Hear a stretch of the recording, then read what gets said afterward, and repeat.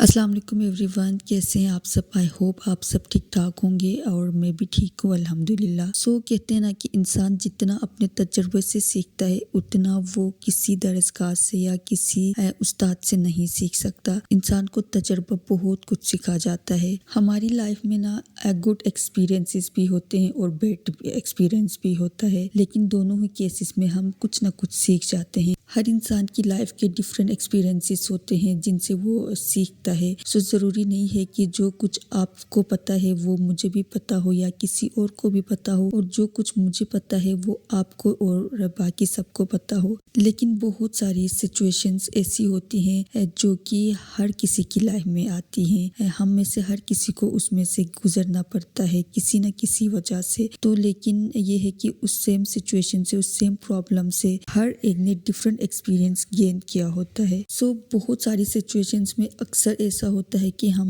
उस सिचुएशन से गुजरने के बाद हम कहते हैं कि आई विश ये चीजें मुझे पहले किसी ने बताई होती, मुझे पहले से पता होती तो मैं इतना सफर ना करती। 2 दफा सी सेक्शन से गुजरने के बाद मुझे भी कुछ ऐसा ही लगा कि मैं आज कहती हूँ कि आई विश ये सारी चीजें जो मैंने खुद अपने एक्सपीरियंस से सीखी सी सेक्शन से गुजरते हुए, तो ये चीज़ अगर मुझे पहले किसी ने बताई होती, मुझे पहले पता होती तो मुझे इतनी तकलीफ ना होती। अपनी आज की इस वीडियो में मैं आप लोगों को बताऊंगी कि अगर आपका सी सेक्शन हुआ है, होता है तो आपने कैसे अपना ख्याल रखना है आफ्टर सी सेक्शन। क्योंकि बहुत सारी छोटी छोटी मिस्टेक्स होती हैं जो हमें पता नहीं होती, हम कर गुजरते, हमारे लिए बहुत नॉर्मल चीज़ें होती हैं, लेकिन उनका जो इम्पेक्ट है ना वो बहुत ज़्यादा होता है आपके ज़ख्म पे। इन शॉर्ट ये कि आपकी ज़रा सी बेएहतियाती, चाहे वो खाने के मामले में हो, पीने के मामले में हो या उठने बैठने के एक मामले में हो, आपके ज़ख्म को जो है ना इन्फेक्टेड कर सकते, इन्फेक्शन हो सकता है, बहुत सारी प्रॉब्लम्स हो सकती हैं।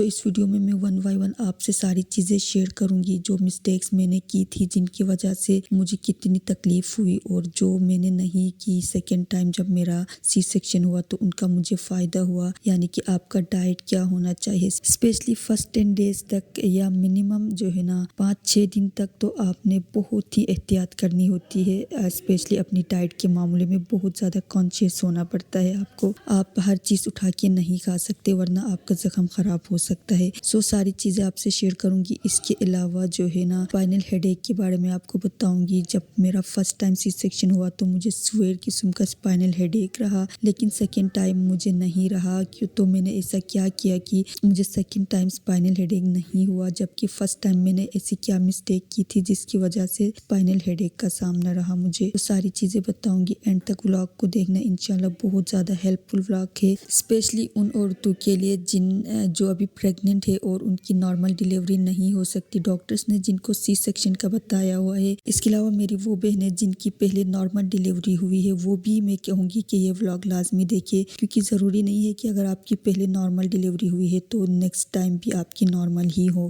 क्योंकि बहुत ज़्यादा केसेस होते हैं, बहुत सारी जो है ना सिचुएशंस होती है जिनकी वजह से आपको सी सेक्शन की तरफ जाना पड़ता है। मैं ये नहीं कह रही कि आपका सी सेक्शन ही होगा, लेकिन ये भी तो पॉसिबल है ना कि आपको सी सेक्शन की तरफ जाना पड़े किसी भी वजह से। तो आप एटलीस्ट ये छोटी छोटी मिस्टेक्स ना करें और इसकी वजह से आपको सफ़र करना ना पड़े और आप इजीली रिकवर करें। बस इसीलिए मेरे लिए नहीं बल्कि अपने लिए आप इस व्लॉग को एंड तक देखिएगा, बहुत ज़्यादा यूजफुल व्लॉग है। विदाउट टाइम वेस्ट किए let's get start today's video. सबसे पहले हम बात करेंगे डाइट की कि आपने डाइट कौन सी लेनी है, स्पेशली फर्स्ट 10 डेज में या कम से कम फर्स्ट 1 वीक तक आपको बहुत ज़्यादा कॉन्शियस होना पड़ता है। हर चीज़ आप उठा के नहीं खा सकते, बहुत ही सेलेक्टिव चीज़ें आपने खानी होती है ताकि आपका ज़ख्म ख़राब ना हो और आप जल्दी से रिकवर करें, आपके ज़ख्म में इन्फेक्शन ना हो। उसमें यह है कि फर्स्ट 1 डे तो जो है ना आपको हॉस्पिटल में ड्रिप्स लगती हैं, आपको खाना पीना अलाउ नहीं होता। सेकेंड डे से डॉक्टर्स आपसे कहते हैं कि आप सॉफ्ट डाइट ले सकती हैं। ये सॉफ्ट डाइट में आपने क्या चीज़ें लेनी है, मैं स्पेशली क्या लेती रही हूँ 2 दफ़ा सी सेक्शन से जब मैं गुजरी हूँ, तो जो कि मेरे लिए बहुत ज़्यादा हेल्पफुल रही। तो उसमें यह है कि आप नाश्ते में ब्रेड के साथ कहवा ले लें और अंडे आप खा सकती हैं।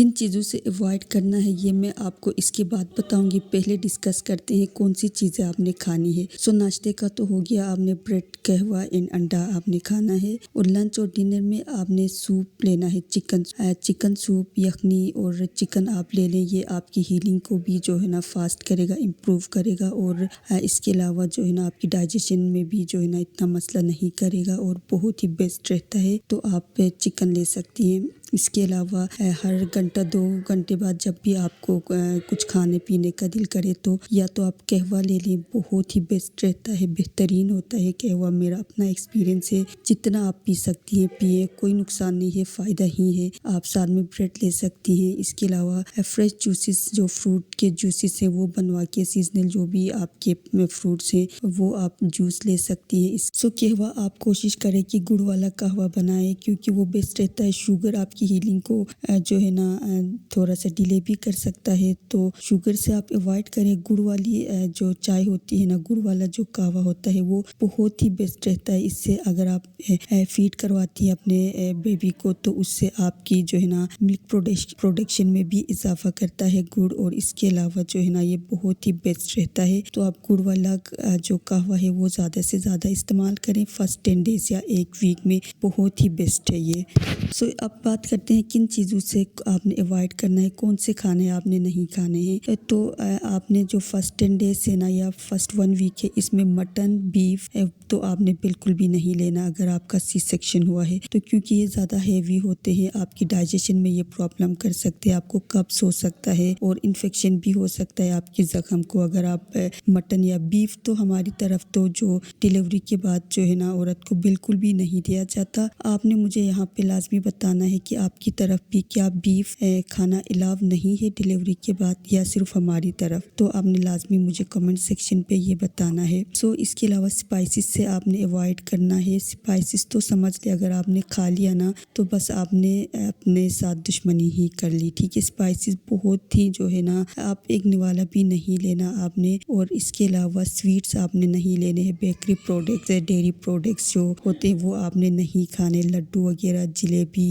गुलाब जामुन, केक वगैरह, ये चीज़ें आपने बिल्कुल, अगर आप 10 दिन या 1 हफ्ता इन चीज़ों से अवॉइड करेंगी ना तो फिर बाकी दिन तो आपके पास है ना, आप खा सकती हैं जो चाहें। लेकिन ये होता है कि इन स्टार्ट के दिनों में ना फिर क्रेविंग्स भी इन चीज़ों की बहुत ज़्यादा होती है जो चीज़ें हमारे लिए नुकसानदेह होती है। तो बस आपने नहीं खानी, कुछ भी हो जाए आपने नहीं खानी ताकि आप जल्दी से रिकवर करें। सो ये सेलेक्टिव डाइट इसलिए भी ज़रूरी है क्योंकि बहुत सारी चीज़ों से आपको कंस्टिपेशन हो जाती है। सो अगर आपको कंस्टिपेशन हो जाए ना इस दौरान तो फिर ये एक अलग से एक तकलीफ होती है। कंस्टिपेशन, इंडाइजेशन और गैस, अगर ये चीज़ें आपको होती है ना तो ये आपको एक और जो है ना बहुत ज़्यादा आपको तकलीफ में मुब्तला करती है, बहुत ज़्यादा ये पेनफुल होती है ये चीज़ें आपके सी सेक्शन के बाद अगर आपको होती है। तो आपने कोशिश करनी है कि ये चीज़ें आपको ना हो। इसके लिए डॉक्टर्स की तरफ से मेडिसिन भी दी जाती है, वो आपने रेगुलर लेनी होती है। और इसके अलावा जो नान है, ठीक है, जो सफ़ेद आटे के जो तंदूर के नान होते हैं वो आपने बिल्कुल भी नहीं खाने, उनसे बहुत ज़्यादा कॉन्स्टिपेशन होती है तो उनसे आपने अवॉइड करना है। दूध आपने नहीं पीना फर्स्ट 1 वीक तक। आपने बटर या मक्खन वगैरह,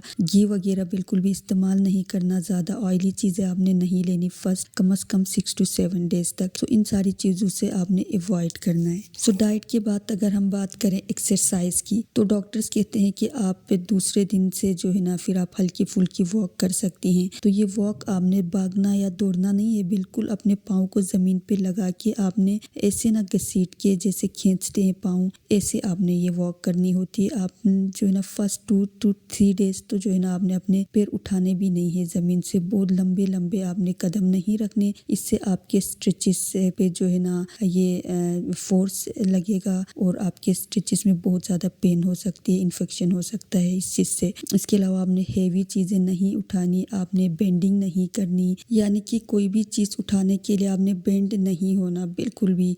और इसके अलावा अपने बेबी का जितना वेट है उतना ही आप उठा सकते हैं, इससे ज़्यादा वेट आपने नहीं उठाना, चीज़ें नहीं खींचनी, यानी कि बिल्कुल अपने आप को रिलैक्स रखना है आपने। इसके अलावा बैक साइड पे आप लेटें, करवट आप फर्स्ट 2 3 डेज में तो आप करवट लेके आप सो नहीं सकती, लेकिन उसके बाद आहिस्ता आहिस्ता से आप अपने आप को ट्रेन करें और फिर आप जो है ना करवट लेके भी सो सकती हैं। अगर प्रॉब्लम हो, अगर आपके स्ट्रेचेस में पेन हो तो आप अपनी टांगों के बीच में एक तकिया रख लें। इससे जो है ना आपको बहुत ज़्यादा कंफर्टेबल आप फील करेंगी और आप इजीली करवट लेके भी सो सकती हैं। सो अब वीडियो को मैं यहीं पे एंड करूँगी। जो स्पाइनल हेडेक वाली चीज़ है वो मैं आपको इंशाल्लाह अपनी नेक्स्ट वीडियो में बताऊँगी, क्योंकि अभी वीडियो लंबी हो रही है। तो आई होप ये आपके लिए हेल्पफुल रहेगी मेरी ये वीडियो। सो अगर वीडियो पसंद आई है तो इसको लाइक कर दें, चैनल को भी सब्सक्राइब कर दें और मैं अपनी नेक्स्ट वीडियो में स्पाइनल हेडेक के बारे में बताऊंगी अपना एक्सपीरियंस कि फर्स्ट टाइम मुझे स्पाइनल हेडेक रहा, मैंने ऐसा क्या किया जिसकी वजह से मुझे इसका सामना रहा। लेकिन सेकेंड टाइम जब मेरा सी सेक्शन हुआ तो स्पाइनल हेडेक मुझे नहीं हुआ। ऐसा मैंने क्या किया कि जिसकी वजह से मुझे स्पाइनल हेडेक का सामना नहीं रहा सेकेंड टाइम। सो अपनी नेक्स्ट वीडियो में ये बताऊंगी। आप स्टे कनेक्टेड। अल्लाह हाफिज़।